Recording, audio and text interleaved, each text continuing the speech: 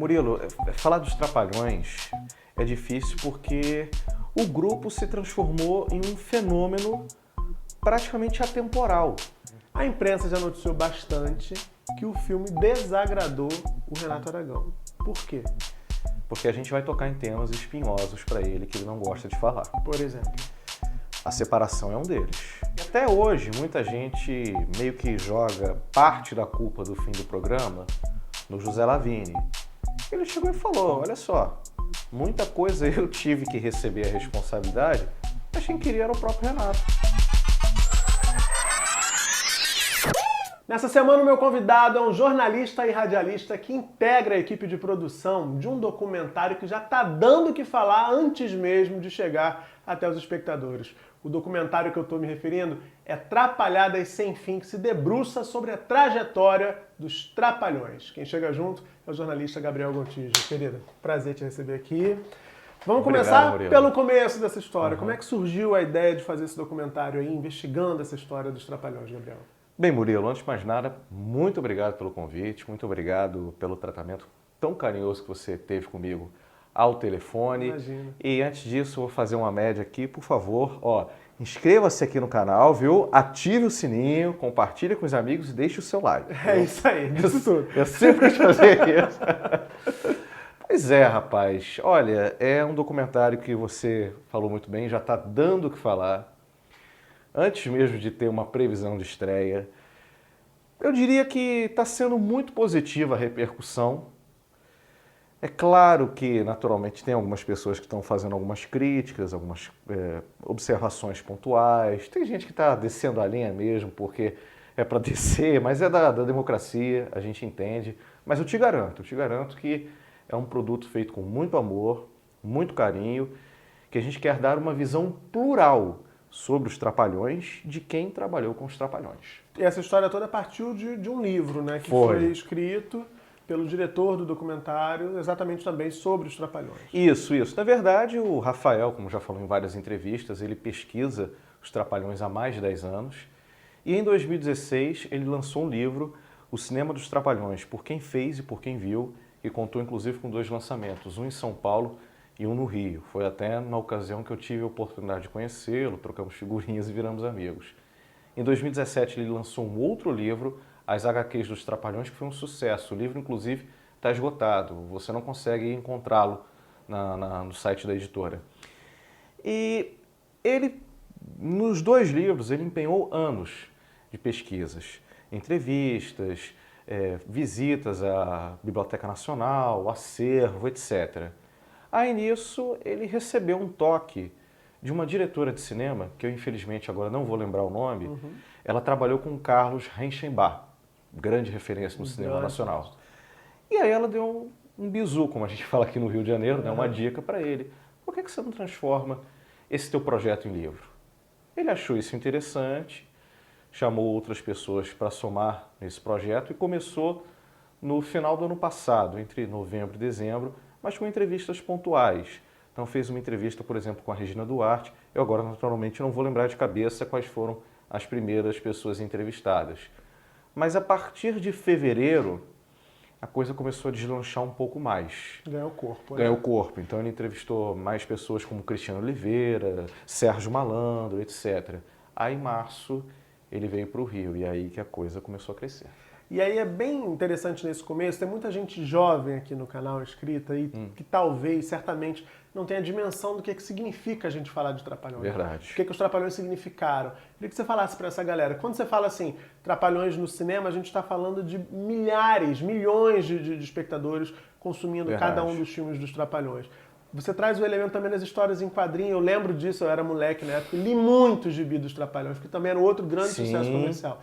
Agora, vamos, assim, fechar na televisão. O que significava esse quarteto na televisão, todo domingo em horário nobre? O que era isso? Né? Murilo, falar dos Trapalhões é difícil porque o grupo se transformou em um fenômeno praticamente atemporal. Eu, inclusive, digo, e eu até me sinto à vontade para falar isso, que o meu tema de monografia de jornalismo, meu TCC, foi sobre os Trapalhões.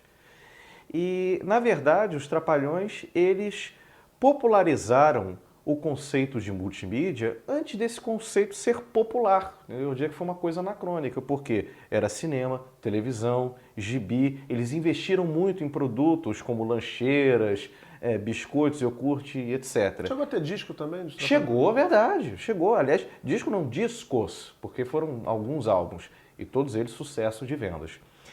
E aí, respondendo a tua pergunta a respeito da televisão, foi um grupo que, na verdade, surgiu em 1966, foi criado, inclusive, pelo Wilton Franco, já falecido. Um diretor de TV lá, né? Isso, exatamente, na TV Excelsior, Os Adoráveis Trapalhões, que, na verdade, começou, curiosamente, tendo em vista o Vanderlei Cardoso, que na época era um moço bonito, da Jovem Guarda, era conhecido como Bom Rapaz.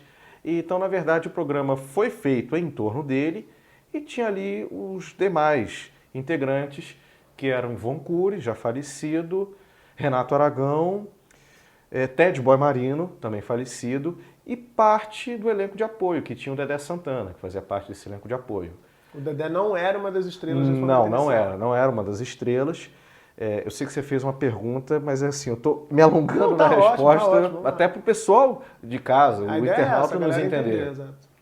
E aí, em 1967, acontece a primeira alteração, que o Ted Boy Marino ele vai para a então recém-criada TV Globo, que tinha apenas 2 anos de existência, que ele era muito conhecido nas lutas de telequete, luta livre. Você que tem aí a nossa idade, naturalmente não vai saber, mas pergunte para o seu pai, mãe, ou então a avó, que eles vão contar, era um fenômeno de audiência. Parava o Brasil. Parava o Brasil. E muita gente assistia, mas muita, achando que eram lutas reais. De verdade. É verdade. Tudo encenado, gente. É verdade, tudo encenado. E aí o Ted Boy Marino ele vai para um programa de telecast da TV Globo, e aí a gente tem a Vanusa, que ela entra no programa como integrante dos Trapalhões mesmo, né, principal, se torna Trapalhona. Um parênteses, a gente tentou entrevistá-la, mas não foi possível, porque ela não está numa situação boa de saúde, o filho dela nos atendeu super bem, eu quero deixar isso aqui registrado, mas enfim, a gente não pode extrapolar coisas, né? Barra. Exatamente. Mas eu queria até publicamente agradecer ao Rafael Vanucci, que foi extremamente solícito mesmo, obrigado mesmo. E aí foi até 1969, que acontece um incêndio que praticamente destruiu o incêndio da TV Excelsior, que ficava aqui no Rio de Janeiro, os estúdios, e paralelamente tinha também toda a censura da ditadura que via a TV Excelsior meio que como inimiga. Uhum. Então o incêndio jogou uma pá de cal e o programa acabou. Nisso, naturalmente, cada um foi para o seu lado. Aí o Manuel de Nóbrega, pai de Carlos Alberto de Nóbrega, que tinha um programa na TV Record de São Paulo, a Praça da Alegria, chamou o Renato e o Dedé para ingressarem no programa. Eles teriam um quadro. Só que lá eles faziam tantas piruetas, salto mortal, cambalhota, que era um belo dia o Paulo Machado de Carvalho, então dono da TV Record, falou: o que vocês estão fazendo no programa dos outros? Vocês precisam ter um programa de vocês. E aí criou um outro programa que se chamou Os Insociáveis, que é um nome que o Renato Aragão já falou várias vezes que ele não gostava, mas popularmente já era conhecido como Trapalhões. E aí teve a entrada do Mussum, que foi inclusive trazido pelo Dedé Santana, que já conhecia o Mussum, e falava: olha, como vai ser 1 hora de programa, então a gente precisa ter mais um integrante para equilibrar as ações. Distribuir. Exatamente. Assim. E vamos colocar um negro, porque nas principais comédias norte-americanas sempre existe um integrante negro. E por que a gente não faz isso? E aí o Mussum entrou, ele já tinha feito algumas participações na Escolinha do Professor Raimundo, em alguns programas do Chico Anísio da TV Globo. O Mussum já era cantor, né? Já era cantor, já era os originais do samba, exatamente. E que, na verdade, Mussum foi um apelido dado pelo Grande Otelo, que era um peixe escorregadio. Uhum. E outro parênteses aqui, uma curiosidade, que o peixe se escreve com C cedilha, mas o apelido pegou com 2 S. E também tinha um quarto integrante, que era o Beto, que nada mais era que o Roberto Guilherme. O Roberto Guilherme, no programa da TV Record... Sargento Pincel. Sargento Pincel, exatamente. E que tinha cabelo na época. Ele fazia parte do quarteto. Mas em 74, o Renato recebe uma proposta da TV Tupi para ele ter um programa que seria exibido para todo o país. Na época você existia a TV Tupi de São Paulo, a TV Tupi do Rio, que até hoje tem lá o prédio no Cassino da Urca, abandonado, inclusive, uma pena. Mas existiam algumas afiliadas no Brasil. Ainda a transmissão via satélite é uma coisa que ainda estava engateando muito. Então, retransmitiam Sim, os programas, sim. os tapes viajavam. Exatamente. Então, o programa que era exibido no Rio chegava, sei lá, na Bahia com uma semana, às vezes 10 dias de atraso. Então, não existia transmissão em rede, assim, de televisão. Exatamente. Aí a proposta era muito tentadora, imagino. Sim. E também eles poderiam comercializar merchandising. Na Record, eu acho que eles não tinham direito a isso. E também na Record não era uma rede de televisão, ela pegava no Rio, através da retransmissão de alguns canais, em outros estados, mas não era nacional. A Tupi não. Sem contar também que a Tupi era a emissora top da época. Mesmo com a crise financeira, era considerada uma emissora de ponta. E aí ele aceitou o convite. E aí, inicialmente acho que o programa era aos sábados, mas fez uma audiência tão estrondosa que aí passou a ser exibido aos domingos. Paralelamente, quando eles foram para a Tupi, o Beto, ele acho que também acabou indo para a Tupi, mas ele foi parar em um outro programa. E o Mauro Fátio Gonçalves, que fazia um programa chamado Café com Concerto, ele interpretava o garçom Moranguinho. O Renato gostou daquele tipo e o chamou, mas ele interpretaria o personagem Zacarias.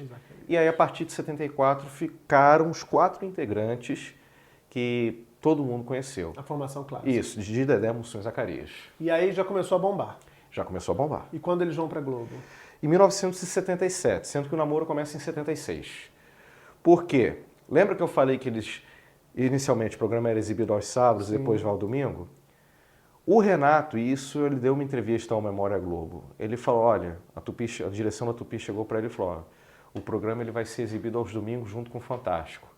Renato pensou, perdi, né? Pô, Fantástico, eu vou perder.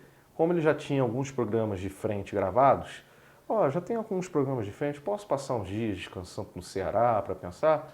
A direção da Tupi falou, não pode, tá tudo gravado, sem problema. Ele já pensando que a coisa não ia rolar muito.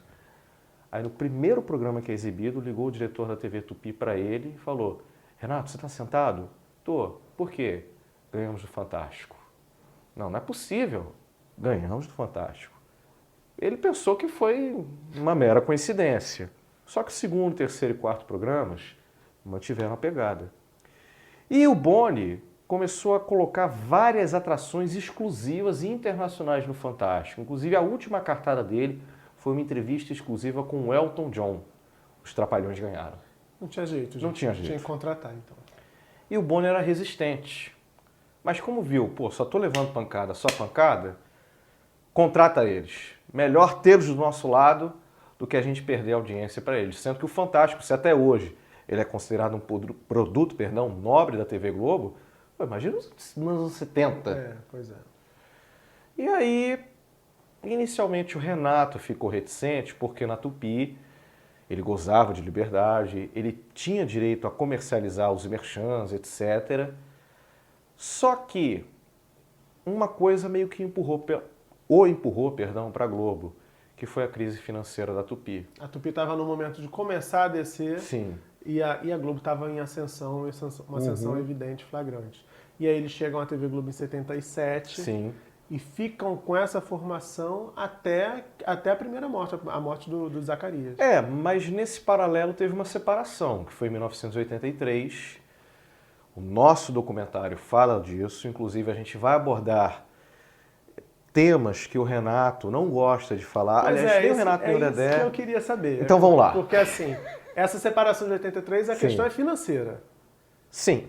E há o documentário, é bom a gente falar, o documentário é uma homenagem, revisitar essa história com um olhar de admiração, né? São fãs, um filme feito por fãs para fãs dos Trapalhões, que querem conhecer melhor essa história. Exatamente. E vocês, nesse processo, eu imagino que vocês foram descobrindo coisas que nem vocês imaginavam muito bem que fossem aparecer.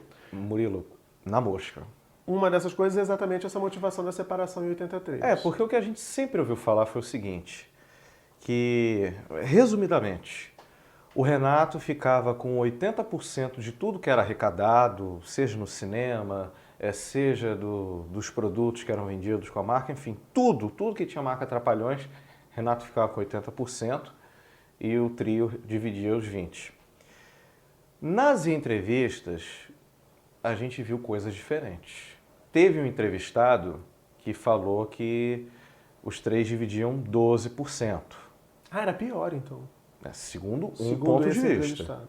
Já uma outra pessoa falou que cada um recebia em torno de 2% a 3% na participação e o Renato prometeu aumentar em 1% a participação de cada um, descontado a parte do imposto de renda, e todos concordaram. Ou seja, não se trata aqui de dizer quem é que está falando a verdade, quem é que não está trazendo a informação correta. Não, definitivamente. Mas, assim, foi uma surpresa para a gente que o que é do senso comum, inclusive até tem uma bibliografia a respeito disso, Mussum Foreves, escrito pelo Juliano Barreto, se eu não me engano. Por favor, se eu estiver errado, me corrijam aqui nos comentários. Falou a respeito desses 80 e 20. Eu queria entender isso, assim, sem te interromper, mas já Não, à vontade. Por que ele tinha uma concentração tão maior, uma fatia tão maior desse bolo? O Renato é dono da marca, dos Trapalhões? Que negociação é essa que permitiu? Porque no senso comum que a gente tem estabelecido, e eu acho que você certamente pode comprovar essa ideia, todo mundo tem uma imagem assim, o Didi foi o único que ficou rico. É verdade. Né? E me interessa tentar entender por quê. De fato, a gente nota que os outros, as famílias, tanto do Zacarias quanto do Mussum, ainda lidam com dificuldades. Sim. O Dedé também é um cara que está ralando ainda até hoje. Verdade. E o Renato vive uma situação muito confortável financeiramente. Verdade. Por que ele tinha essa fatia maior? Olha, primeiro que não se trata aqui de defender o Renato Aragão, não. Mas eu também tenho que ser justo. O Renato, ele tirava dinheiro do bolso dele. Ele investia. Ele nunca gostou de falar isso, mas quem quiser procurar, e o Google está aí para isso, teve entrevista dele à revista Playboy de 1984, logo depois da reconciliação, que ele fala que dos tantos milhões de cruzeiros, que era a moeda da época que ele arrecadou, eu acho que praticamente 60% foi reembolso. Então, eu estou aqui chutando por alto os números. Ele tinha aí 80%, mas desses 80%, metade era reembolso que ele gastou. No livro Os Adoráveis Trapalhões, do Paulo Franco e do Luiz Joly, o Carlos Alberto de Nóbrega fala que, no livro, foi uma entrevista que ele deu para o livro, que o Renato vendeu um apartamento que ele tinha em Copacabana na época para investir em um filme. Então, toda a despesa que o Renato tinha com cenário, com elenco, todo gasto, ele tirava do bolso dele. Então ele tinha esse retorno.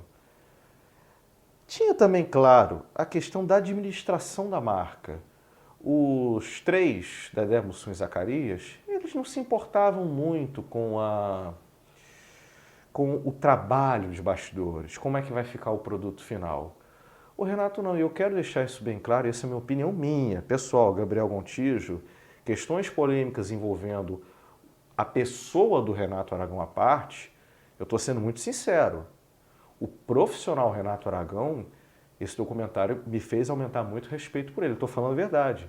Porque ele era um cara que ele parava a filmagem, mesmo ele não dirigindo, não roteirizando, ele procurava escrever sobre o roteiro, ele chegava junto lá com os diretores, poxa, eu acho que a gente pode fazer a cena nesse sentido para dar mais uma realidade. Claro, fazia muita palhaçada, colocava muito caco, mas ele também tinha um viés produtor e diretor ali. Então, assim, ele fazia mais de uma coisa do que apenas atuar. Ele tinha uma compreensão, pelo que você está dizendo, estava além da cena, do artista. Sim, ele também pensava... Porque nessa época, gente, a TV estava começando, né? Tudo começando. Então, essa estrutura profissional que a gente tem hoje em dia, de agente, de empresário, de gente que cuida da marca, né? Isso tudo estava engatinhando. Então, o que você está dizendo é que ele foi um cara pioneiro, inclusive, nesse sentido. Ele já conseguia perceber valor naquela marca. Então, era um cara mais cioso, mais cuidadoso com tudo isso que envolvia Trapalhões. E tem também a questão que isso, já vou até dar um mini spoiler. Adoramos. No comentário. Dedé, Mussum e Zacarias, eles não sabiam muito administrar o dinheiro que eles ganhavam. O próprio Dedé falou numa entrevista ao Luiz Bate, em 2016, no Domingo Show, que ele não soube administrar o dinheiro, que ele chegou a ter 8 carros na garagem, e ele mesmo falou, não tinha necessidade de eu ter tanto carro. E aí, já falando do documentário, nós entrevistamos o gerente da conta bancária da Demusa. A gente conseguiu achar esse cara. Explica quem é Demusa, o que é Demusa. É verdade. Eu vou falar e não chego. Demusa era produtora de Dedé, Mude Mussum, Zad Zacarias, por isso o nome Demusa, que na verdade só fez um filme dos 3, que foi Atrapalhando a SWAT, de 83, que era o filme da separação. Depois eles até participaram, mas já Renato Aragão Produções e Demusa nas produções cinematográficas seguintes após ao retorno. Então Dedé, Mussum e Zacarias eram sócios. Eram sócios. E Renato Aragão tinha Renato Aragão Produções Sim, Artísticas. sim, exatamente. E a Demusa, o gerente da conta bancária deles se chamava Alberto Brandão. Vocês acharam o gerente? Achamos. Não, e achamos de uma forma muito curiosa. Eu vou ter que abrir esse parênteses aqui. Por favor.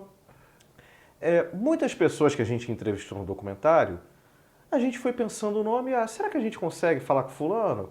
Vamos ver. Outros entrevistados, seria interessante se entrevistar ciclano. E aí um dia a gente foi entrevistar o Roberto Lee, que foi dublê de cenas, inclusive fez algumas cenas de luta lá do documentário. E aí no caminho a gente estava falando assim, poxa, seria interessante se a gente pegasse alguém que falasse da parte das finanças e tal.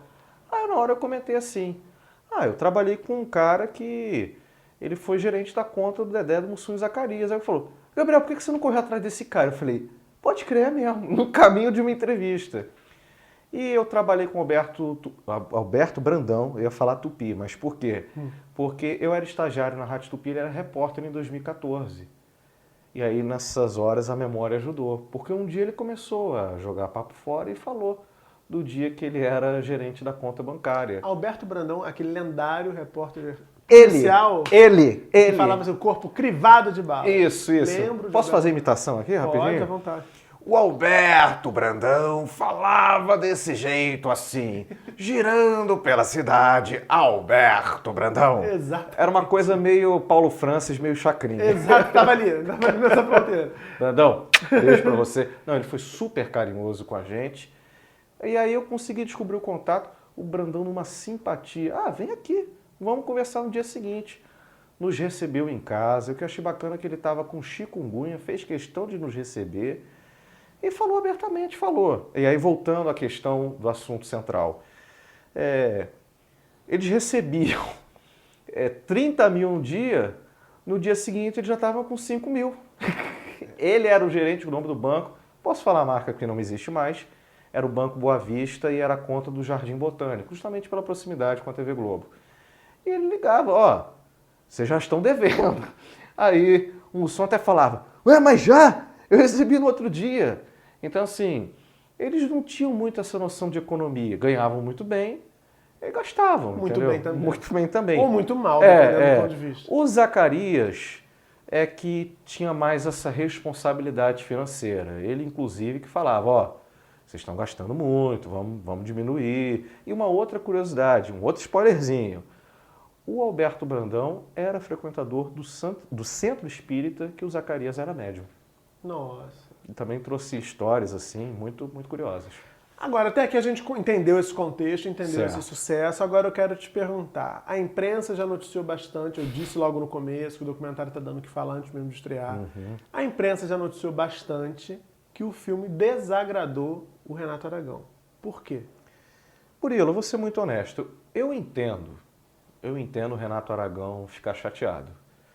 Porque a gente vai tocar em temas espinhosos para ele que ele não gosta de falar. Por exemplo? A separação é um deles. A gente também vai falar detalhes a respeito como que eu posso dizer assim, da convivência entre os bastidores. Não era muito fácil, entendeu? Isso aqui eu posso falar porque até dei uma entrevista há pouco tempo na TV Record. O Baiaco, inclusive, falou coisas que nos surpreendeu. Inclusive, a gente pensou, o Baiaco vai falar bem do Renato, porque é o dublê do Renato, trabalhou 40 anos fazendo esse tipo de trabalho, então vai ser só elogios. Fora do ar, ele já tinha falado algumas coisas que Eu estranhei, mas eu pensei, eu acho que vai ligar a câmera, ele vai passar um pano, porque ele não vai ficar mal. Negativo. Ligou a câmera, ele falou. Falou coisa até que não disse pra gente fora do ar, como por exemplo, o programa acabou, o programa caiu na mão dele justamente para acabar, isso está no nosso teaser. Uma outra coisa que ele Caiu comentou... na mão do Renato. Do Renato, exatamente. Isso já nos anos 90, depois da morte do Zacarias, naturalmente. Uma outra coisa que ele falou, que essa eu achei fortíssima. Eu conheci o Renato por 40 anos e eu achava que era amigo dele, mas vi que não era. Cara, isso eu achei muito forte. E ele falou. Eu vi também uma entrevista do Ferrugem, que o Ferrugem também fala disso. Sim. O Ferrugem é um garoto, né? Era um garoto na época. Muito popular, também cheio de sardinhas e tal no rosto, ruivinho. Era muito popular, todo mundo achava a figura dele muito engraçada. Ele foi fazer parte do elenco dos Trapalhões, mas me parece que rolava uma sabotagem para que ele não tivesse o destaque que todo mundo queria que ele tivesse. Sim, segundo o Ferrugem, ele reclamou lá com o diretor na época, isso ainda na Tupi. Olha, eu estou tendo uma participação muito pequena, o que está vendo? E aí chegou o diretor e falou, olha, isso aqui tudo de texto é teu. Mas o Renato veta, o Renato manda cortar. O José Lavini, Diretor, que fez muito sucesso com o Cacete Planeta, acho que também chegou a dirigir TV Pirata, se eu não estiver enganado. Ele pegou a fase final dos Trapalhões, ele dirigiu mais o ano de 1993.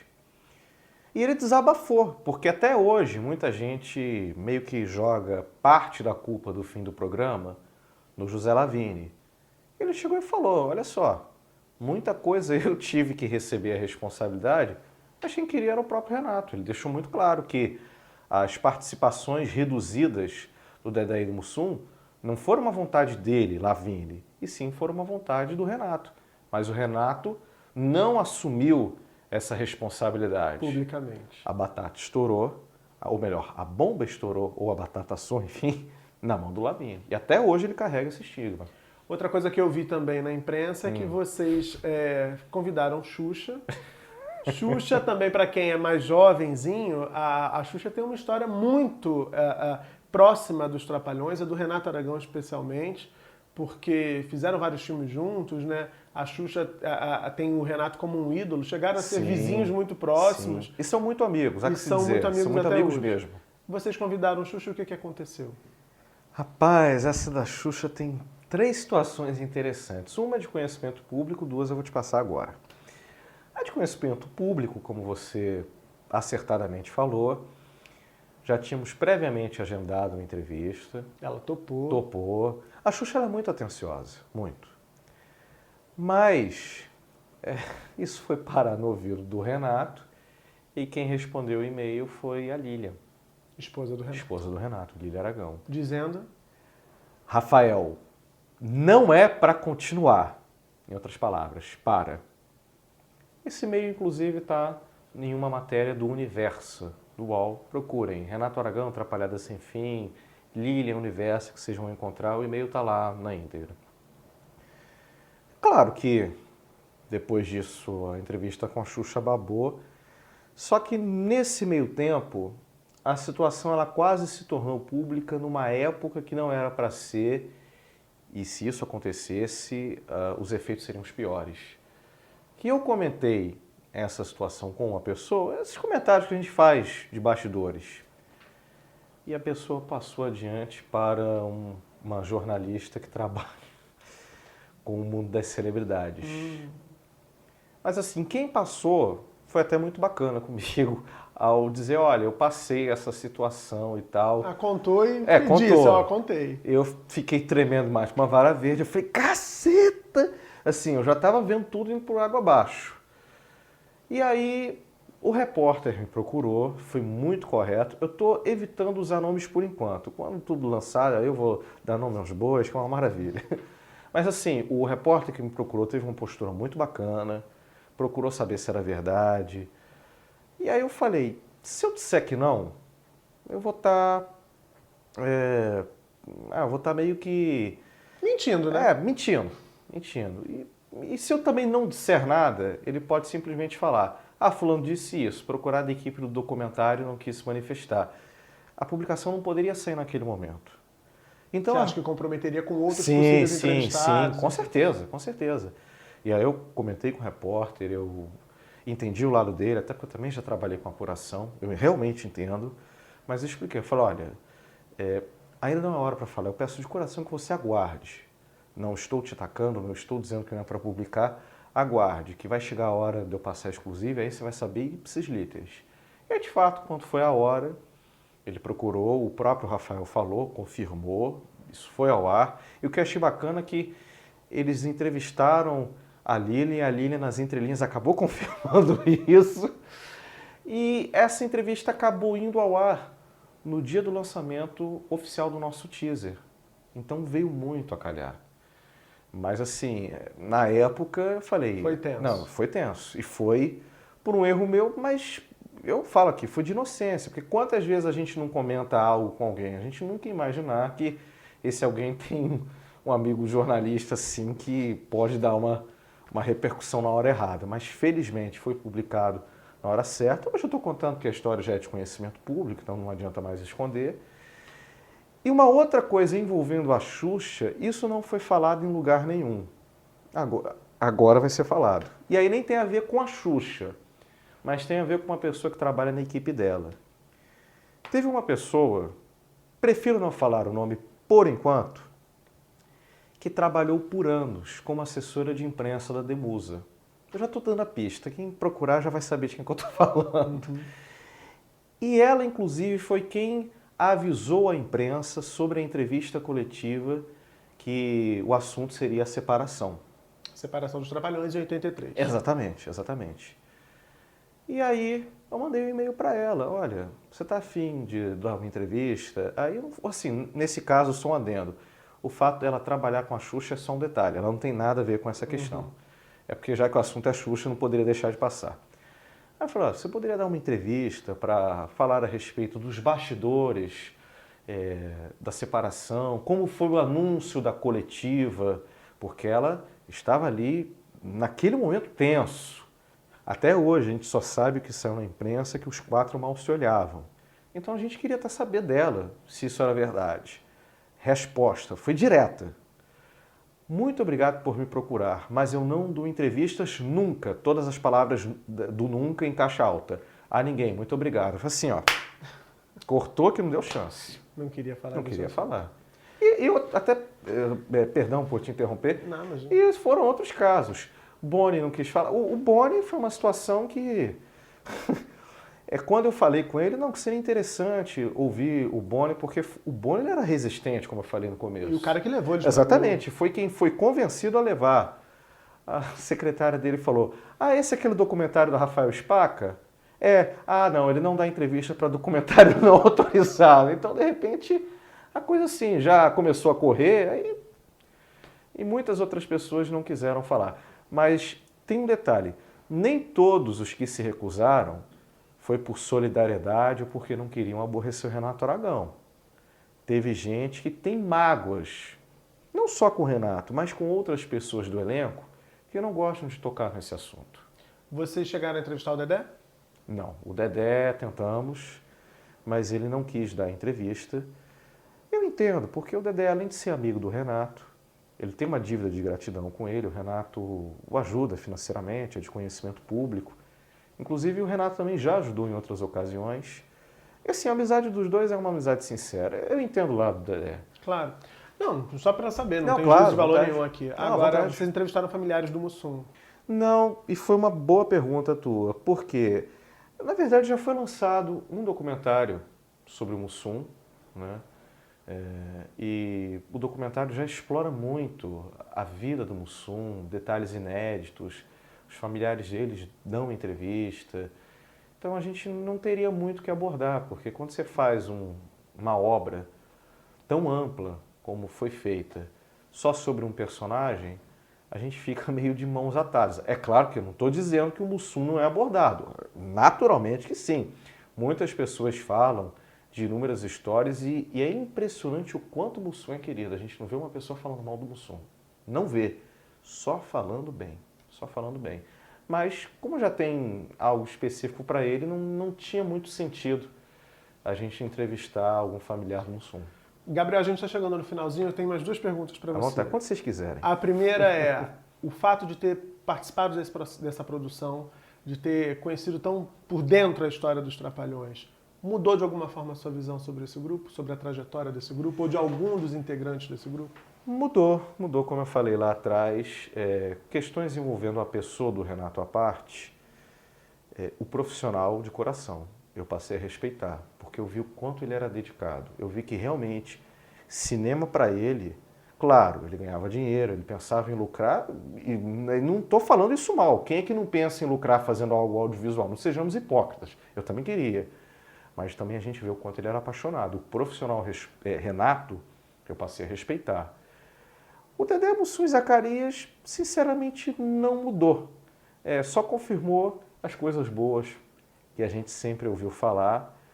Mas, assim, é impressionante como que, por mais que você lê, por mais que você procure matérias de diferentes épocas, você ouvir relatos é outra coisa.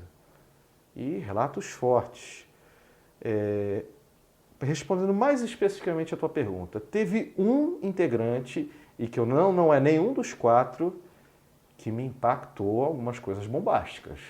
Eu estou falando do Tião Macalé. Não posso dar detalhes porque aí eu vou dar um spoiler muito grande. Mas eu vou dizer uma coisa aqui. Tião Macalé, ele tinha uma vida noturna um pouquinho agitada.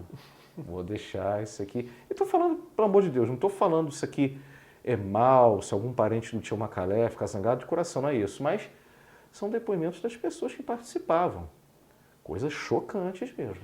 Agora, é curioso observar, a gente já conversava aqui, né, os 2 jornalistas, né? Ele estava falando, antes da gente começar a gravar, da questão da observação, e ele falou assim, você já está me observando. Verdade. Sim, né? É parte do trabalho. Quando você fala de todos eles, você faz uma separação natural entre o Renato e os outros 3. Sim. E quando você fala do Renato, você fala assim, tirando as questões pessoais do Renato, que é uma observação que você não faz em relação aos outros 3. Os outros 3 você está no combo ali, não me surpreendi, são populares, são queridos, todo mundo. Essa questão popular, essa questão pessoal, essas questões pessoais do Renato, elas vieram à tona nesse processo de produção do Não, muitas coisas vieram à tona. Há que se dizer, aproveito o gancho, posso fazer um rápido desabafo? Por favor. Alguns veículos, muitos é um exagero, mas também alguns canais no YouTube falaram o documentário que quer desmascarar o Renato, a verdade do Renato Aragão, o que ele esconde. Nosso documentário nunca se propôs isso. Não queremos falar mal do Renato, tanto que 80% dos depoimentos são elogiosos. Só que os 20% restantes são coisas espinhosas. São coisas que a gente vê, na verdade, que o Renato não é esse demônio que muita gente pensa. Mas ele também está longe de ser o santo que ele aparentar. O Rafael falou uma coisa muito acertada. Ele quer, com o documentário, humanizar o Renato. É isso. Mostrar que há coisas boas e coisas ruins. Por exemplo, eu vou falar uma coisa que eu jurava que alguém ia falar mal. Eu jurava. E eu me surpreendi. A Sirene, que é a camareira, que trabalhou 40 anos com o grupo. Eu pensei, camareira, uma pessoa que teve origem simples, vai descascar o Renato. Eu tinha certeza. Cara, ela falou um relato tão bonito do Renato, como pessoa. Quero deixar isso registrado, como pessoa. Ela falou, olha, essa casa que eu tenho aqui é uma casa muito boa, em Jacarepaguá, e numa área, eu diria até relativamente nobre, eu devo ao seu Renato. E ela fala seu com carinho. Quero deixar isso bem claro. Quando nós fazíamos shows pelo país, que eles viajavam pra caramba, até já foram até para fora do país, para Angola, muitas vezes o seu Renato vinha com um calhamaço assim, dinheiro num envelope. Dona Sirene, isso é para a senhora. Uma outra coisa. Quando íamos viajar, o seu Renato não deixava ir separado, não. Alguns vão de classe econômica, outros de primeira classe. Não, então vai todo mundo junto, que nós somos uma família. Eu confesso, eu estou falando aqui. Eu pensava que, por ser simples, ia descascar o Renato. Só elogiou como pessoa. Mas, em compensação, o Baiaco, que trabalhou com ele 40 anos, que eu jurava que só ia falar super bem, descascou. O dublê. Exatamente, o dublê. Descascou. Você acha que hoje, 2019, se surgisse um grupo como os Trapalhões, ou se os melhor dizendo, se os Trapalhões surgissem hoje, eles teriam condições de repetir o mesmo sucesso que eles fizeram lá atrás? Não, porque eles pegavam muito pesado com grupos sociais. Eu não digo minoritários, que se você for pegar todos os grupos, vão dar a maioria da população. Só né? em relação a negros são 54%. Exatamente. Então, eu diria grupos excluídos daria uma repercussão bombástica muito grande. É claro que algumas piadas, talvez até hoje no dia a dia, a gente faça e nem se liga. Mas outras realmente não acho apropriado você fazê-las na atualidade. Então, acho que não, primeiramente não daria. Segundo que tentou-se, né, uma espécie de novos Trapalhões. A gente viu que o programa foi um fracasso. Retumbante. Totalmente, nem queria usar essa palavra, mas você falou por mim. Usei, desculpa. Não, tranquilo. Mas muito mais porque tentaram copiar algo que é incopiável. Eu acho que talvez daria alguma coisa certa como um quadro encurtado, como se fosse um sitcom, só Didi e Dedé. O que eles fizeram em Portugal e que algumas coisas você até acha engraçado. Mas tem uma outra coisa também que ninguém comenta. Marcou época, marcou décadas. É um clássico. É um clássico. Marcou gerações. Você tem a divisão de eras do cinema. Cinema antes e um cinema depois dos Trapalhões na história do cinema nacional, isso é inegável. Mas também tem a questão de que tudo tem o seu tempo. Então não sei se hoje os quatro vivos, mesmo com a graça espontânea, se eles conseguiriam fazer o mesmo sucesso. Vide que muitos programas de humor com uma linha mais atual também deram seu tempo. Caceta e Planeta não estão mais no ar, à exceção da morte do Bussunda, todos os outros estão vivos e o tempo deles deu. O Pânico na TV, por mais que seja discutível a forma como eles faziam humor, era um fenômeno de audiência, inegável. Mas também terminou em baixa. O CQC. E até, assim, seriados família, como A Grande Família, também cumpriram seu papel. Então eu acho que não fariam sucesso, não por uma coisa ruim, não porque eles fossem competentes nem nada. Mas o mundo gira, as coisas mudam e tudo tem o seu tempo. Nossa entrevista também teve o seu tempo. É verdade. Estamos no finalzinho. Uma palavra para descrever o que o público vai sentir ao assistir ao filme Trapalhadas Sem Fim. Uma palavra. Uma palavra? Emoção. Gabriel, muito obrigado por Eu esse que papo. agradeço. Foi ótimo. Sucesso com o filme. Posso passar no Instagram? Pode, claro. Então, por favor, até vou pedir para colocar aqui abaixo na descrição, @trapadoc, trapa de trapalhões e doc de documentário. Vou repetir, @trapadoc. Temos também uma fanpage no Facebook, curta lá, Trapalhada Sem Fim. E também pode jogar lá no YouTube, tá aqui abaixo também, coloca aqui abaixo. Trapalhada Sem Fim.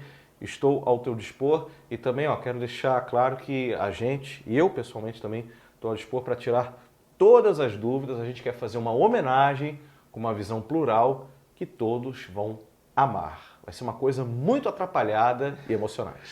É isso, sucesso com o filme. Obrigado. Sigam lá, eu já estou seguindo nas redes todas para também ficar sabendo quando é que eles vão lançar. Eu sei que também tem uma história com a televisão. Sigam lá nas redes sociais, vocês ficarem por dentro de tudo. Espero que vocês tenham curtido esse papo tanto quanto eu. Acho que a galera que cresceu nos anos 80 vai gostar, vai ter gostado sem dúvida alguma. Deixa like aqui embaixo, se inscreve no canal se você ainda não tiver inscrito ou inscrita e compartilhe para mais gente ficar por dentro dessa homenagem aos Trapalhões. Quinta-feira que vem, 7 da noite, tem mais Chega Junto e eu vou estar aqui esperando por você. No Chega Junto, rola sempre um bom papo. Beijão e até lá. Então sempre assisti e jamais pensei que um dia fosse parar em televisão e ainda mais fazendo filme com eles, né? Em ter participado da história dos Trapalhões e de estar podendo falar alguma coisa, né, a respeito disso, é uma honra, é a minha história também. E eu fico muito feliz com isso, porque afinal de contas eu fiz parte dessa história e estou aqui até hoje. Os Trapalhões vão me emocionar para o resto da minha vida. Eu sou muito agradecida, muito.